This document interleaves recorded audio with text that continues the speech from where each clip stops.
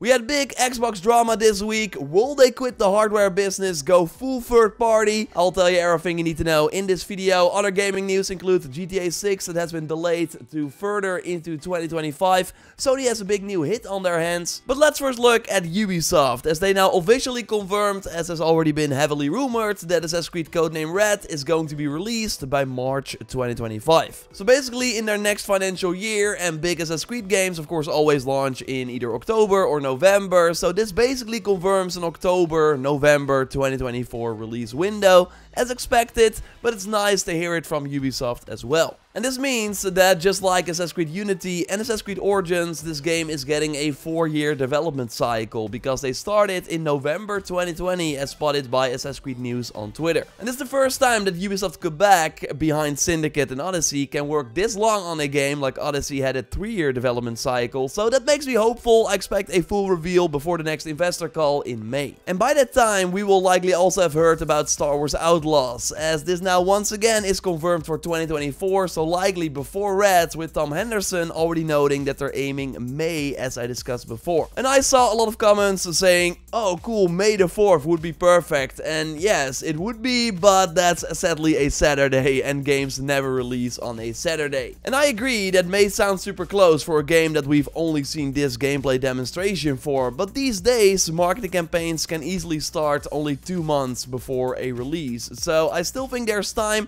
although it could totally be that they push it to say September or something. I'll of course keep you up to date here. So this was all announced at the Ubisoft investor call, where they also revealed that the arena shooter XDeviant, with factions based on Ubisoft properties, is still launching before April 2024, so we will probably hear about that very soon. They kinda lost their hype though, so I'm curious if they can get their momentum back. And next to Star Wars Outlaws and Assassin's Creed codename Red, Ubisoft is also looking to launch Division Resurgence and Rainbow Six Mobile in the next 12 months. So they have been delayed a bit, and this because of a Chinese release for Division Resurgence, and because they wanted to polish Rainbow Six Mobile a bit more. The Assassin's Creed mobile game Jade is not officially made by Ubisoft, so we did not get an update on it, although a moderator did tease to me on Twitter that there might be something happening regarding a closed beta very soon. I still think the game is very promising, so I hope it turns out well. Now, no mention of Division Heartland, by the way. I really thought that game was close to release, because they released quite some videos for it already. But no update on it, no mention. Seems like they will just keep tweaking things behind the scenes before it's officially ready. Now, Ubisoft did recently release Assassin's Creed Nexus, of course for MetaQuest 2 and 3, but they were disappointed by the sales, so won't be increasing their VR investment. There were rumors that the team behind the game would have loved to make a sequel, but that is sadly not happening now, it seems. I did finish the game, by the way, and I think it does some very unique things for the franchise. I made a video on it, so totally check that out if you are curious. I will leave a link to it in the video description. But Take-Two also had their investor call with very interesting info, so let's go over that and other gaming news. Of course, if you like the video so far, leaving a like would really help me out, and subscribe,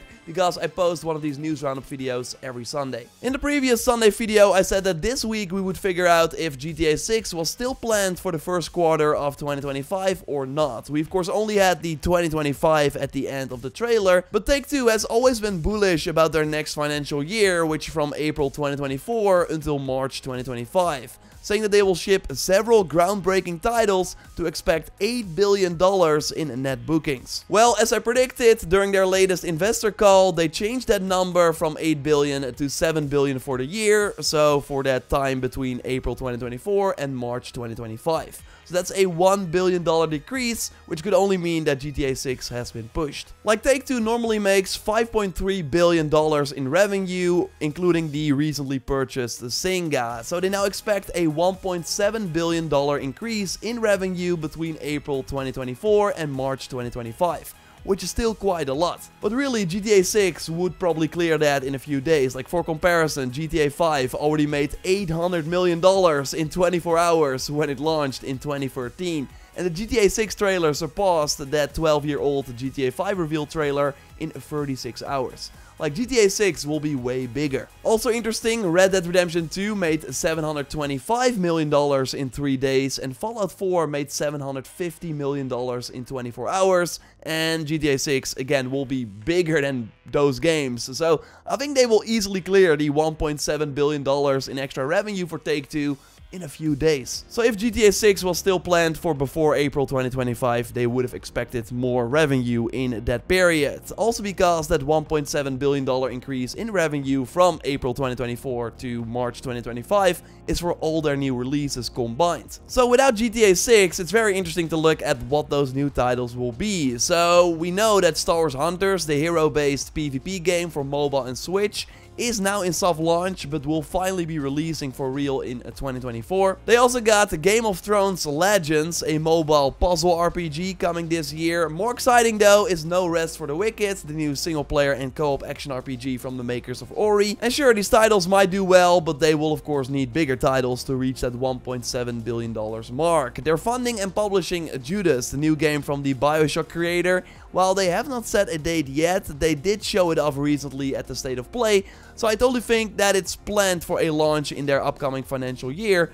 At least that was the plan a year ago. They are bringing back Topspin, which seems to launch fairly soon, so they got that. Lego 2K Gold got leaked many times, even with a listing on the PlayStation Store, so that's probably coming at some point, even though their recent Lego game, 2K Drive, did not do very well. But still, they missed like a big one, and I think they're banking most on Borderlands 4. It has now been 5 years since Borderlands 3, and that game sold 5 million copies in 5 days, which was 50% more than Borderlands 2 in the same period after launch. And Borderlands 3 was at 18 million units as of August 2023. I think they're almost at 20 now, like that's huge. And the Twitter account, out of nowhere this week, posted a video talking about the story so far for Borderlands 1. Nothing maybe weird about it at first, but this the exact same video they also posted to build up anticipation to the Borderlands 3 reveal. I really think they're gearing up for something. Like Borderlands 3 was announced in May 2019 around Take-Two's earnings call and then released in September of the same year. I could see something like that totally happen again. And it also seems that the Borderlands movie has been done for quite some time, but instead of like releasing it when it was ready, they hold it back and are now launching it in August of this year. So that might totally be because they want to launch close to Borderlands 4 and have both properties kind of lift each other up. I think that's smart. I will keep you posted here. Of course, let me know if you are excited for a new Borderlands game. And now let's move on. Before I talk about the Xbox drama, let's look at PlayStation first, because they're having a really successful launch with Helldivers 2. Now, I really thought the game would kind of fly under the radar because of the lack of excitement pre-launch, but it's actually the biggest launch for a PlayStation Studios game on Steam. The Steam database shared this image where we see that it surpassed the previous record holder, God of War. And actually, at the time of recording, the game went above the 100,000 concurrent players on Steam. So that's huge, but the big difference, of course, is that Helldivers 2 is launching on PC and PlayStation 5 at the same time. So it's benefiting from the biggest hype, while the other PlayStation titles are already, of course, a few years old by the time they launch on Steam. Like, I don't think we can overstate how important this is, because it kind of functions as a snowball effect. Releasing a game on more platforms at the same time also means that more people are interested in it, more streamers will be picking it up, and even though they're likely playing on PC, this might also lead to more people buying the game on PS5. So I'm really curious if Sony will take some extra learnings from this and launch more PS5 exclusives on PC day one. So we know this will be the case for all their live service games like Concord, Fair Games, and even the Horizon Online project, but why not, for example, have Rise of the Ronin or Stellar Blade day one on PC as well? Like, I really don't know if PC gamers will be running out to get a PS5 for those games. Like, I totally get that the likes of God of War Ragnarok and Spider-Man 2 are important to at least have exclusive for a few years. Like, those games do entice people to buy a PS5, and Sony of course wants you to play on PS5 because then every game you buy, even if it's third party, they get a 30% of the money for that. But maybe this Helldivers 2 success could open their eyes to launching maybe smaller PS5 exclusives on more platforms at the same time moving forward. And this brings us to Microsoft, because is the end of Xbox here? Is the console wars dead? Is Xbox really dying?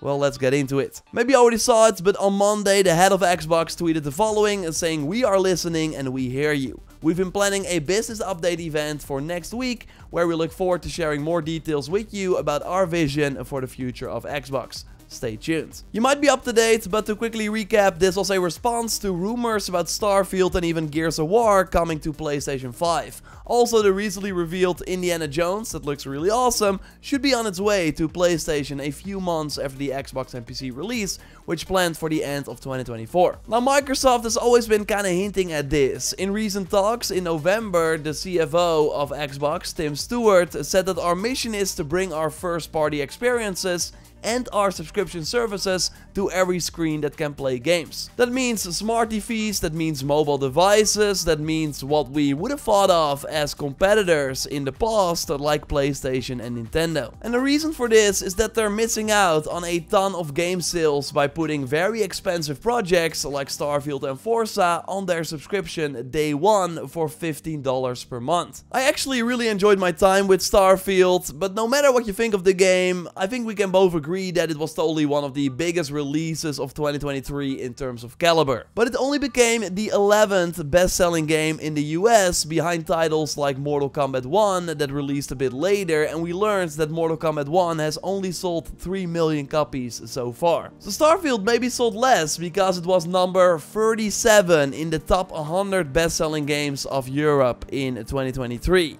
If we look at the top 20, we see games like It Takes Two, that launched in March 2021, but that sold better in 2023 than Starfield. Remember that I said that Fallout 4 made $750 million in 24 hours. Like, Starfield might not even reach that lifetime because it was on Game Pass. Now, of course, Microsoft did get a ton of new Game Pass subscriptions. It was really a long-term play, but they probably would have made more money on Starfield by only selling it, so that's likely what they want to do on PlayStation 5. And Sony actually experimented with something similar. They put Horizon Forbidden West 1 year after release on PlayStation Plus Extra, and this caused the sales of the game in the second year to flatline and lead to a projected $85 million loss in retail revenue. So this really shows that when a game gets added to a subscription, the base game sales are basically non-existent anymore. Like, people will just subscribe to play instead. So my point with all this is that it makes sense for Xbox to look elsewhere and make more money from their games. Also because even with the exclusives like Starfield and Hi-Fi Rush and the new Forza Outlaws year, and the promise of Hellblade 2, Avowed and Indiana Jones later this year,